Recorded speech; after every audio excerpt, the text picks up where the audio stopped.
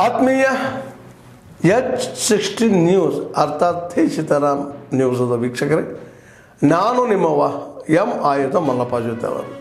ತಾವು ಈಗ ಸುದ್ದಿಗಳ ಲೋಕಕ್ಕೆ ಎಂಟ್ರಿ ಹೊಡಿತಾ ಇದ್ದೀರಿ. ಈ ಸುದ್ದಿಗಳನ್ನು ಪ್ರತಿಯೊಂದು ನೋಡೋ ಜೊತೆಗೆ ನಿಮ್ಮ ಅಭಿಪ್ರಾಯಗಳನ್ನು ಹಂಚ್ತಾ ಇರಿ. ಯಾಕಂದರೆ ಈ ಸುದ್ದಿಗಳು ನಿಮಗಾಗಿ, ನಿಮ್ಮ ಬದುಕಿಗಾಗಿ, ನಿಮ್ಮ ವೈಚಾರಿಕೆಗಾಗಿ, ನಿಮ್ಮ ತಿಳುವಳಿಕೆಗಾಗಿಯೂ ನಿಮಗೂ ಗೊತ್ತು. ಜೊತೆಗೆ ನಮಗೂ ನಿಮ್ಮೊಂದಿಗೆ ಇದೊಂದು ಮಾತಾಡುವಂಥ ಜೊತೆಗೆ ಸುದ್ದಿಗಳನ್ನು ಬಿಡುವಂಥ ಕೆಲಸ. ಈ ಕೆಲಸದಲ್ಲಿ ನಾವು ನಿಮ್ಮೊಂದಿಗಿದ್ದೀವಿ ಅಂತ ಹೇಳ್ತಾ ನೋಡ್ತಾ ಇರಿ ಈ ಸುದ್ದಿಗಳನ್ನು. ಕನೇರಿ ಪೂಜ್ಯ ಕಾಡಸಿದ್ದೇಶ್ವರ ಸ್ವಾಮೀಜಿಯವರು ಕರ್ನಾಟಕ ಮಹಾರಾಷ್ಟ್ರ ಎರಡೂ ರಾಜ್ಯಗಳಲ್ಲಿ ಅವರು ಸಂಪರ್ಕ ಇದೆ. ಅವರು ವಿಜಯಪುರದ ತಮ್ಮ ಆಶ್ರಮಕ್ಕೆ, ತಮ್ಮ ಮಠಕ್ಕೆ ಹೋಗ್ಬೇಕಾದ್ರೆ ಅವರನ್ನು ವಿಜಯಪುರ ಜಿಲ್ಲೆ ಬ್ಯಾನ್ ಮಾಡ್ತಾರೆ, ನಿರ್ಬಂಧನೆ ಮಾಡ್ತಾರೆ. ನಿರ್ಬಂಧನೆ ಮಾಡಿದ್ದನ್ನು ಹೈಕೋರ್ಟ್ಗೆ ಹೋಗ್ತಾರೆ. ಹೈಕೋರ್ಟು ಅದನ್ನು ಎತ್ತು ಹಿಡಿಯುತ್ತೆ.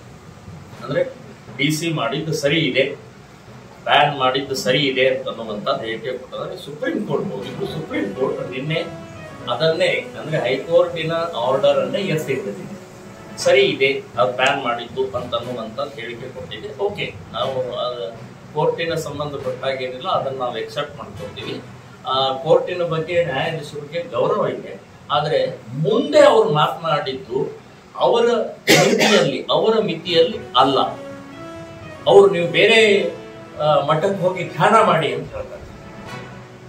ಬೇರೆ ಮಠಕ್ಕೆ ಹೋಗಿ ಧ್ಯಾನ ಮಾಡಿ ಅಂತ ಹೇಳುವಂಥದ್ದು ನಿಮಗೇನು ಹಕ್ಕಿದೆ? ನೀವೇನು ಬದರಿ ಕೇದಾರ ಆಶ್ರಮದ ಬಾಬಾಗಳ ನ್ಯಾಯಾಧೀಶರು? ನೀವು ನ್ಯಾಯ ಏನ್ ಹೇಳುತ್ತೆ, ಕಾನೂನು ಹೇಳುತ್ತೆ, ಕಾನೂನಿನ ಪ್ರತಿ ಪರಿಧಿಯಲ್ಲಿ ಮಾತಾಡಿ.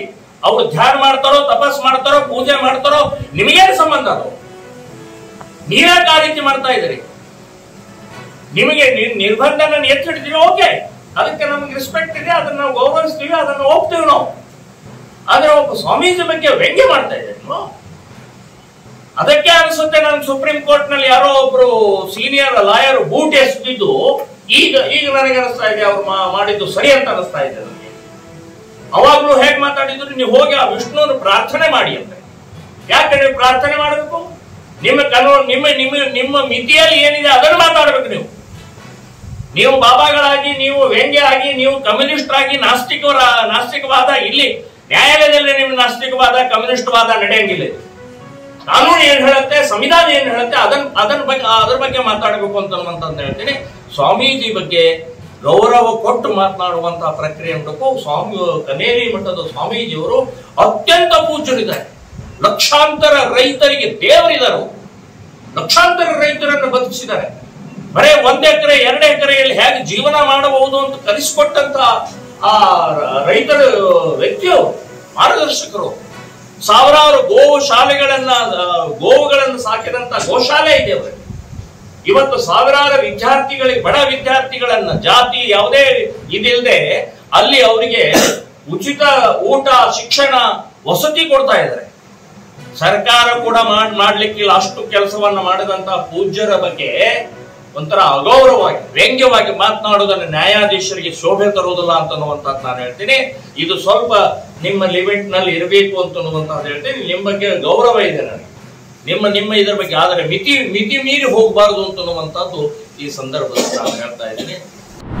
ಇಷ್ಟೆಲ್ಲ ಇದ್ದಾಗಲೂ ಕೂಡ ಇವತ್ತಿನ ತನಕ ಪೊಲೀಸ್ ಡಿಪಾರ್ಟ್ಮೆಂಟ್ ಒಂದೇ ಒಂದು ಕಡ್ಡಿ ಅಲ್ಲಾಡಿಸಿಲ್ಲ. DC SP ತನಕ ಹೋಗಿ ಬಂದ್ರು ಕೂಡ ಯಾವುದೇ ರೀತಿ ಮಾಡಿಲ್ಲ. ಟೋಟಲ್ ಅವನನ್ನ ಬಚಾವ್ ಮಾಡುವಂತ ವ್ಯವಸ್ಥೆ ಇರುತ್ತೆ. ಇದಕ್ಕೆ ನನಗೆ ಸಂಶಯ ಬರ್ತಾ ಇರೋದು, ಅವನಿಗೆ ಜಮೀರ್ ಅಹ್ಮದ್ ಇಲ್ಲಿ SP DC ಮೇಲೆ ಒತ್ತಡ ಇದೆ ಅಂತನ್ನುವಂಥದ್ದು ನನಗೆ ಸಂಶಯ ಬರ್ತಾ ಇದೆ.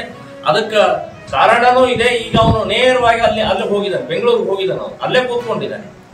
ಜಮೀರ್ ಅಹ್ಮದನ ವ್ಯವಸ್ಥಿತವಾಗಿ ಅವರ ಆಶ್ರಯದಲ್ಲೇ, ಕೃಪಾಪೋಷಿತ ಆಶ್ರಯದಲ್ಲೇ ಇದ್ದಾನವನು. ಸೊ ನಮಗೆ ಬರೇ ಒಂದು ಹುಡುಗಿದಲ್ಲ, ಇದು ದೊಡ್ಡ ಜಾಲ ಇದೆ. ಅವನ್ ಫಾರ್ಮ್ ಹೌಸ್ ಇದೆ. ಅವನಿಗೆ ಎಷ್ಟು ಸೊಕ್ಕಿನಿಂದ ಮಾತಾಡ್ತಾನೆ ಅಂತಂದ್ರೆ, ನಿಮ್ಮ ಯೂಟ್ಯೂಬ್ ನಲ್ಲಿ ಬರೇ ಹಿಂದೂ ಹುಡುಗಿಯರಿದಾರ, ಮುಸ್ಲಿಂ ಹುಡುಗಿ ಯಾಕಿಲ್ಲ ಅಂತ ಕೇಳಿದ್ರೆ, ಮುಸ್ಲಿಂ ಹುಡುಗಿಯರು ದುಡ್ಡು ಕೊಟ್ರೆ ಬರೋಲ್ಲ, ಹಿಂದೂ ಹುಡುಗಿಯರು ದುಡ್ಡು ಕೊಟ್ರೆ ಬರ್ತಾರೆ ಅಂತ ಅನ್ನುವಂಥ ಸೊಕ್ಕಿನಿಂದ ಮಾತಾಡ್ತಾನ.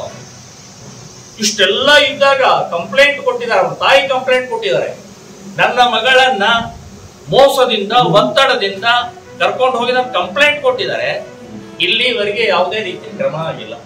ಸೊ ಇದು ನಾವು ಹೇಳೋದು, ಇದು ವ್ಯವಸ್ಥಿತವಾಗಿ ಪೊಲೀಸ್ ಡಿಪಾರ್ಟ್ಮೆಂಟ್ ಭ್ರಷ್ಟ ಆಗಿದೆ ಮತ್ತು ಜಮೀರ್ ಅಹ್ಮದ್ ಅವರ ಒತ್ತಡದಿಂದ ಇದೆಲ್ಲ ನಡೀತಾ ಇದೆ. ಹಾಗಾದ್ರೆ ನಾವು ಹಿಂದೂ ಹುಡುಗಿಯರ ರಕ್ಷಣೆ ಮಾಡುವಂತಹದ್ದು ಏನಾಗದ್ರೆ ಹೇಗೆ ಮಾಡೋದು, ಯಾವ ರೀತಿ ಮಾಡೋದು? ಈ ರೀತಿಯ ವ್ಯವಸ್ಥೆನೆ, ಸರ್ಕಾರಿ ವ್ಯವಸ್ಥೆನೆ ಒಂದು ಮೋಸಗಾರರ ಪರವಾಗಿ ಸರ್ಕಾರಕ್ಕೆ ಮೋಸ ಮಾಡಿದ್ದಾನೆ ಇವನು, ಸರ್ಕಾರಕ್ಕೆ ಮೋಸ ಮಾಡಿದ್ದಾನೆ. ಸೊ ನಮ್ಮ ಡಿಮಾಂಡ್ ಇರೋದು, ಅಲ್ಲಿಯ ರಿಜಿಸ್ಟ್ರಾರ್ ಯಾರಿದಾರ ಟೋಟಲ್ ಭ್ರಷ್ಟ ಇದಾರ. ಮುಂಡಗೋಡದ ರಿಜಿಸ್ಟ್ರಾರ್, ಮುಂಡಗೋಡದಲ್ಲಿ ಮದುವೆ ಆಗಿದೆ ಅಂತನ್ನುವಂಥದ್ದು ಅವ್ನು ಹೇಳ್ತಾನೆ, ಅಲ್ಲಿ ಯಾವುದೇ ದಾಖಲೆ ಇಲ್ಲ. ಇವತ್ತು ಆ ಮುಂಡಗೋಡ ರಿಜಿಸ್ಟ್ರಾರು ತನ್ನ ಮನೆ 3 ಕೋಟಿ ಮನೆ ಕಟ್ತಾ ಇದ್ದಾನೆ. ಎಲ್ಲಿಂದ ಬಂತು ದುಡ್ಡು? ಎಲ್ಲಿಂದ ಬರ್ತಾ ಇದೆ ಇವನಿಗೆ? ಒಬ್ಬ ವ್ಯಕ್ತಿ ಸತ್ತಿದ್ದಾನೆ, ಸತ್ತು ಅವನಿಗೆ ಆ ಸ್ಮಶಾನಕ್ಕೆ ಕರ್ಕೊಂಡು ಹೋಗಿದ್ದಾರೆ. ಆ ಸತ್ತ ನಂತರದ ಆ ವ್ಯಕ್ತಿದ ಹೆಬ್ಬೆರಳು ತಗೊಂಡು ಅವನು ದಾಖಲೆ ನಿರ್ಮಾಣ ಮಾಡಿದ್ದಾನೆ. ಇದೇ ರಿಜಿಸ್ಟ್ರಾರ್, ಮುಂಡಗೋಡ ರಿಜಿಸ್ಟ್ರಾರ್. ಈ ರೀತಿಯ ಅನೇಕ ದುರ್ವ್ಯವಹಾರಗಳ ಕೂಟ ಇವತ್ತು ಸಬ್ ರಿಜಿಸ್ಟರ್ ಆಗಿದೆ. ಅವನ ಮೇಲೂ ಕಂಪ್ಲೇಂಟ್ ಇದೆ. ಸೊ ಕಂಪ್ಲೇಂಟಿಗೆ ಏನೂ ತಗೊಂಡಿಲ್ಲ. DR ಕಡೆ ಹೋಗಿ ಬಂದಿವಿ, ಡಿಸ್ಟ್ರಿಕ್ಟ್ ರಿಜಿಸ್ಟರ್ ಕಡೆ ಹೋಗಿ ಬಂದಿವಿ. ಇನ್ನೂ ತನಕ ಬರೀ ಆಟ ಆಡ್ತಾ ಇದಾರೆ, ಎಲ್ಲ ಎಣ್ಣೆ ಹಚ್ಕೊಂಡು ಕೂತಿದ್ದಾರೆ. ನಾವು ಹೋದ ತಕ್ಷಣ ಅಲ್ಲಿ ಕಳ್ಸಿದೀವಿ, ಇಲ್ಲಿ ಕಳ್ಸಿದೀವಿ, ಅವ್ರ ರಿಪೋರ್ಟ್ ಬರಬೇಕು, ಈ ರಿಪೋರ್ಟ್ ಬರಬೇಕು ಅಂತ ಹೇಳಿ DC SP ಇವರೆಲ್ಲರೂ ಅದನ್ನೇ ಮಾಡ್ತಾ ಕೂತಿದ್ದಾರೆ. ಆದರೆ ಸರಿಯಾದ ಕ್ರಮ ತಗೊಳ್ಳುವಂತ ಪ್ರಕ್ರಿಯೆ ಆಗಿಲ್ಲ. ಆ ಮುಂಡಗೋಡದ ರಿಜಿಸ್ಟರ್ನ ಸಸ್ಪೆಂಡ್ ಮಾಡಿ ಒದ್ದು ಒಳಗಡೆ ಹಾಕಬೇಕು, ಮದುವೆ ರದ್ದಾಗಬೇಕು ಮತ್ತು ಆ ಇಬ್ಬರನ್ನೂ ಕೂಡ ನೀವು ಮೋಸ ಮಾಡಿದಿರಿ ಅಂತ ಹೇಳಿ ಅವರಿಬ್ಬರನ್ನು ಒಳಗಡೆ ಹಾಕಬೇಕು ಅಂತ ಅನ್ನುವಂಥದ್ದು ನಮ್ಮ ಬೇಡಿಕೆ.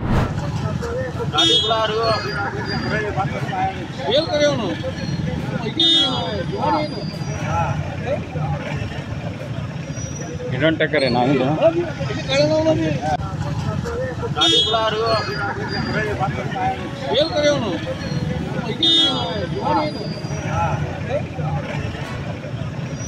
ಇಡಂಟಕರೆ ನಾವಿದು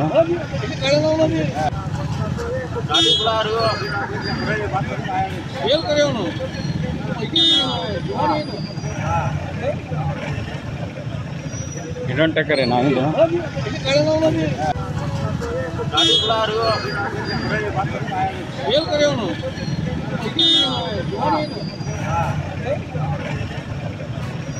ಇಡಂಟಕರೆ ನಾವಿದು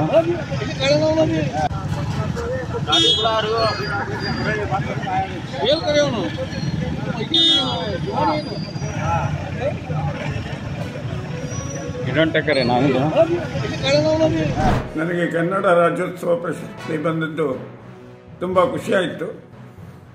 ಹೀಗೆ ಇನ್ನೂ ಹಲವಾರು ಕಲಾವಿದರಿಗೆ ಇಂತಹ ಪ್ರಶಸ್ತಿ ಸಿಕ್ಕಲಿ ಅಂತ ನನ್ನ ಹಾರೈಕೆ.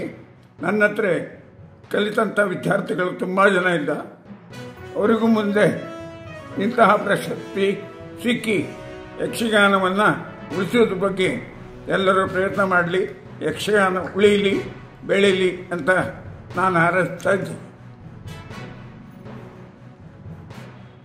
ಅಷ್ಟೇ ಅಲ್ಲ, ನನ್ನ 40 ವರ್ಷದ ನನ್ನ ಪ್ರಯತ್ನ ಇದು ನನಗೆ ಪ್ರತಿಫಲ ಕೊಡ್ತು ಅಂತ ನಾನು ತುಂಬ ಖುಷಿ ಪಟ್ಟಿದ್ದೇನೆ. ಅಲ್ಲದೆ ಇನ್ನೂ ತೆರೆಮರೆಯಲ್ಲಿ ತುಂಬ ಕಲಾವಿದರಿದ್ದ, ಅವಕ್ಕೂ ಮುಂದೆ ಈ ಪ್ರಶಸ್ತಿ ಸಿಕ್ಕಲಿ ಅಂತ ನನ್ನ ಹಾರೈಕೆ. ಇಷ್ಟೇ ಅಲ್ಲ, ಸರ್ಕಾರದವರು ಇಂಥ ಕಲಾವಿದರನ್ನು ಗುರುತಿಸಿ ಈ ಪ್ರಶಸ್ತಿಯನ್ನು ಕೊಟ್ಟಿದ್ದಾರೆ. ಅದರಲ್ಲೂ ವರ್ಷ ಆದ ಮೇಲೆ ಎಲ್ಲರಿಗೂ ಕಷ್ಟ ಆಗತ್ತೆ. ಮುಂಚಿನ ಕಲಾವಿದರು ಇಂತಹ ಸಂಭಾವನೆ ಹಣವನ್ನು ಯಾರೂ ಪಡೆಯಲಿಲ್ಲ.